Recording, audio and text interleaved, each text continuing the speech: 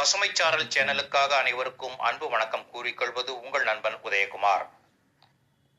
ஒவ்வொரு ஆண்டும் ஆகஸ்ட் 1 முதல் 7ஆம் தேதி வரை உலக தாய்ப்பால் வார விழா கொண்டாடப்பட்டு வருகிறது. இது ஓர் அரசு விழா.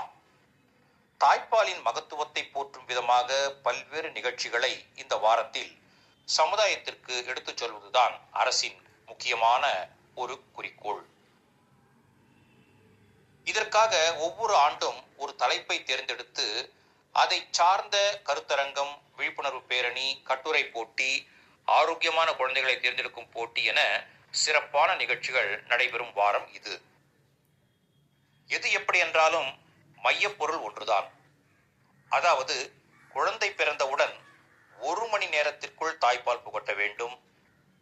முதலில் வரும் சீம்பால் குழந்தைக்கு ஆயுள் முழுக்க நோய் எதிர்ப்பு சக்தியை தரவல்லது. குழந்தைகளுக்கு ஏற்ற ஊட்டச்சத்துக்கள் அனைத்தையும் உள்ளடக்கிய தூய்மையான ஒரு உணவு தாய்ப்பால். தாய்க்கும் சேய்க்கும் இடையே உன்னத பந்தத்தை ஏற்படுத்த வல்லது. குழந்தைக்கு முதல் 6 மாதம் வரை வேறு எந்த உணவையும் தர வேண்டிய அவசியமே இல்லை.